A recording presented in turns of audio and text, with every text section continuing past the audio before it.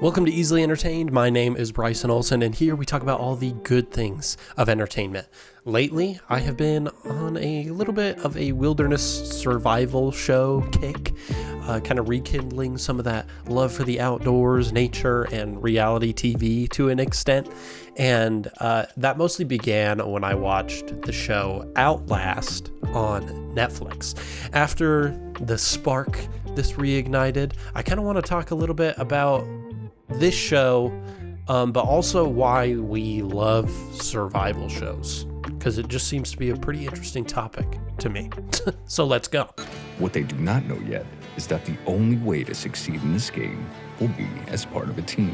Like most survival shows, Outlast starts by dropping a bunch of people out in the wilderness somewhere. In this show, it is usually Alaska. I believe that's where both seasons take place, but a lot of other shows, different locations, but that seems to be the general premise, is they're being dropped off somewhere. And then usually there's like a prize involved, whether it's Survivor, Outlast, Alone, whatever. Someone's going to get money for making it the longest.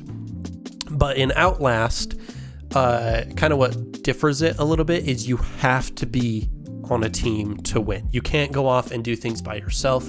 You have to have at least one other person on a team in order to win. You can't do it alone.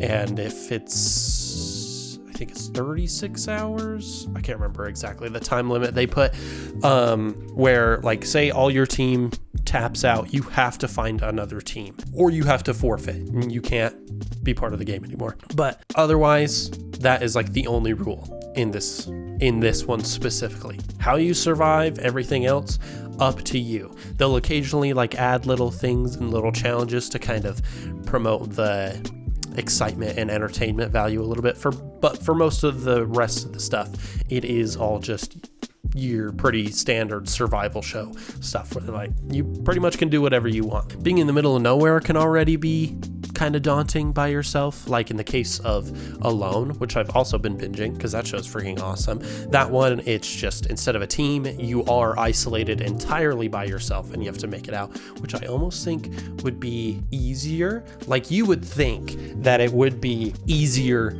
to work with a team, right? You have more people to kind of help out and pitch in. And I think in most scenarios, you would probably be right. In this one, because all the people don't know each other and they've all started forming their little connections, it does not feel the same. You would bicker more, you don't know people, so you don't trust them as much. If you were on a previous team and that one's dissolved and you have to go connect with another team, well, good luck. They've already made all their connections. They'll probably just say, sucks to suck, get out of here. You're not getting the $1 million. In the competition aspect, a team is a bit worse because then everyone's kind of fighting for power and everything. But in like real life, a team would probably be better. But you also have to think like, yeah, you're going to need more resources because of every person, and you may be burning more resources because people are helping out more, but that's not really good in a survival situation because you can be expending too many calories. There's just a whole lot of stuff. But plus you also have to worry if you mesh well with the team. In season 1, it happens a lot in the first few episodes where teams are just the teams that are established from the beginning, not teams that have like broken up and are joining other people. The beginning teams are already like bickering, they're fighting for lead position, and I can sort of get it because like it can help to have someone who's in charge or like the leader to kind of dictate things. But in this kind of scenario, like a show, that's not really good because then people, especially because you don't know each other, it can just go south really quickly.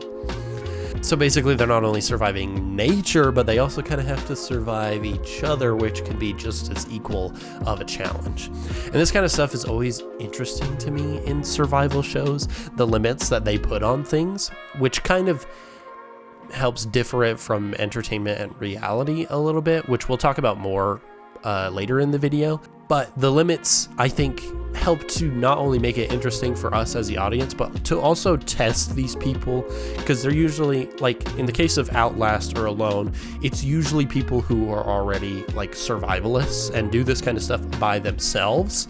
So that can kind of help like make it entertainment already, because they already kind of know what they're doing. But then like the limits help to really test the skills of these people, which I think is fun about like these ones compared to like other ones. You better know how to do this already or else you're leaving, because like in Outlast they are all survivalists. In Alone, I know they're briefed on like the location, but I don't think they're trained on any skills. It is what you come in is what you leave with, and I think that's just kind of interesting. But anyways, back to the limits. In Outlast, it said they have to have a team. In Alone, it said they're by themselves. In Naked and Afraid, that one seems pretty obvious. But you see they all have their terms and conditions to test these individuals in ways that they haven't been tested before. And while it is kind of different depending on the show, having some kind of limit kind of unifies them all. And it also helps to expand the genre a little bit, because yes, everyone has a limit, but usually the limits are different. And that's kind of what drew me to Outlast in the first place. Like, I watched the little preview thing that Netflix will show. I was like, oh, that looks interesting. Now I kind of want to watch it. And then I watched the first episode and I couldn't stop watching. And along similar notes of testing the individuals through their limits, they're also tested through their locations. Well, this is like usually not the case for every show. Often the locations, I think, are usually of some kind of temperate extreme, either heat or cold. And I think often in an area that will experience seasons that's not constant. There are exceptions to this, of course, but the locations that fall in these categories, I think, do the best for a few reasons. One is that the locations can be very different from everyday life and like modern urbanization. I think that's kind of what, like, if you put them in an extreme environment, it's so vastly different from everyday life that it kind of forces them to, it's like a trial by fire where they have to learn to survive even more. But also another reason is that so the contestants don't get used to things. So they actually have to think about it and survive. Outlast is a good example of this. It takes place in Alaska, and they usually start in autumn, and it's inching towards winter. When winter comes, winter's freaking scary because then it drops. You're expending more energy on keeping yourself warm. You have to also think about food, and there's just a lot more factors than if, oh, we're going to stay in like an area in like the equator or surrounding area where, like, yeah, they kind of go through seasons, but also like the average weather is pretty regular. So having it shift and change and like make them go from one extreme to another, I think is what makes it really interesting. Shit's about to get worse with every passing day, so the contestants have to give it their all in order to survive, and they really got to know their shit. Otherwise, they are definitely going to lose. They just can't be complacent. And this is what ramps up that situation. And with combined with the other limits, I think it's just what brings the audience in. This is a life-threatening situation. I'm so scared. Now, what is it that gets us addicted to these kinds of survival shows? I think a lot of it comes from the primal instinct that everybody has to survive, which can sound a little dumb because, like, obviously we're all in urbanization now, so it's not like we're really, like, it's not life or death every day. But I do think that I think it's the case where we all have that urge still. You know, I found an article by a guy named Frederick Dreer. He says something very similar. In real life, our survival is everyday life. Navigating bills, doing a job, going grocery shopping, taking care of yourself and your family. While these are not life and death scenarios like you would have if you were out in nature, that is still some kind of surviving. You have to do daily tasks. You have to make sure you still get food. You have to make sure you're paying bills so that you have a house. It's still the you need food, water, and shelter kind of thing. Just like you would be if you're surviving out in the wilderness. It's just slightly different. And so these shows kind of cater to your empathy of survival, but just put it in the more like nature wilderness setting. You are surviving urban life, and these guys are surviving the elements. You can kind of connect with them in that sense. In that same article, Dreher interviews the showrunner of Outlast, Mike O'Dare, who says, everybody wonders, could I do this? And if the answer is no, then you start to wonder, what can I do to get this knowledge and skills? The empathy that comes from this show encourages that curiosity of your brain to wonder if your own survival instincts would work here. It's getting you to connect with the characters in that sense. It's like, could I do this? I know I may not look it, but I do tend to dabble in the outdoors sometimes. I like me some hikes. I like camping. I was a Boy Scout and have some survival skills that I learned. It's not a lot. It's definitely not to the same degree that the people in these shows have. But that helps when I watch these shows. That primal urge to like survive in the wilderness is kind of kicked up again. I imagine myself in that scenario. I'm like, okay, could my base amount of skills let me make it out of this situation? No, I would not make it that far. Do I think it would be fun to participate in one of these shows? Abso-freaking-lutely. I would be doing so much research from the get-go to try and like figure things out. That'd be really fun. Anyways, but then I want to keep watching in these shows because it fires up that part of your brain asking, could I do this? Would I do this? Would I do that? Would I do something else? And you see the different tricks that people do. You're like, oh, that'd be really good. If I was in that scenario, hopefully I would do that.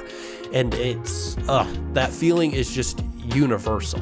And it's why so many people connect with survival shows like Outlast, Alone, Man vs. Wild, Naked and Afraid, whatever. There's a million wilderness shows. You name it. It just seems to be a common recurrence that people love survival shows because of that feeling that it invokes. You feel that empathy for survival.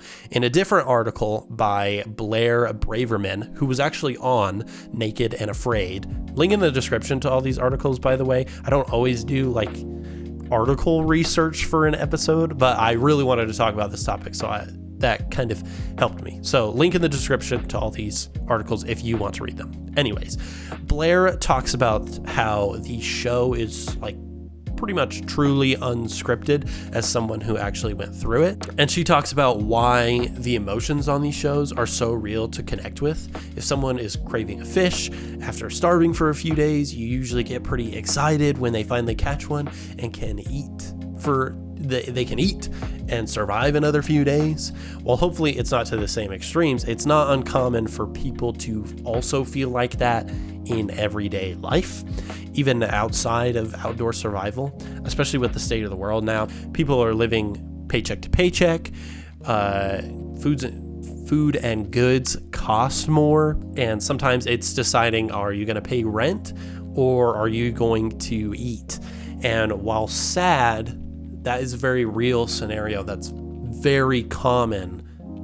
Like, it's not uncommon for people to be experiencing nowadays. And so while entertainment is often like a break from reality, sometimes we also need a bit of reality to connect with it. You can empathize with these people who have to survive. And if you or someone you know has gone through that kind of point where you know the joy of when you're in a situation where you suddenly get some money and you can eat and you can pay all your bills at once, or you can go and do something fun and not feel overwhelmed and that you're having to constantly worry about money. That feeling, that kind of survival feeling, while monetary survival rather than outdoor survival, is the same kind of feeling. That kind of feeling is shared on these shows, and what makes you feel so empathetic for characters when something that has been super hard for them succeeds. And it helps to separate the shows that feel real from the ones that are just mostly entertainment. Up here, there's plenty of water, and finding it is no longer your main challenge. Everyone has their taste. And that is no different when it comes to survival reality shows, really reality shows in general. Some people love Survivor, some people love Naked and Afraid, some people love Man vs. Wild, and some like Outlast, Alone, whatever. Like I said, there's a million of them. Those were the ones that kept coming to my mind while writing the script, so that's why we're going for that. Hilarious that I'm talking about things being unscripted and having a script in front of me. So funny. Everyone has their pick for specific reasons. Me personally, my favorite of the outdoor shows are usually 3, more specifically lately. Man vs. Wild, because I grew up on that show and that was so much fun, and then Outlast and Alone. And with the exception of Man vs. Wild, it is mostly because these shows have a lot of reality in them. It tries to feel as real as possible.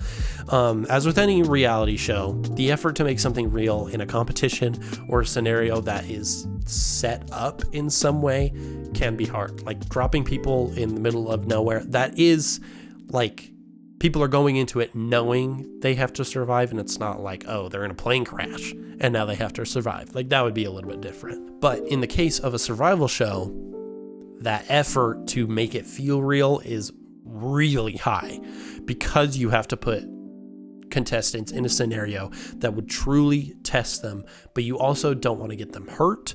So it's trying to find the line of how do we prepare them, but also how do we get it so they're actually doing the things that they would need to win, compared to like a dating reality show.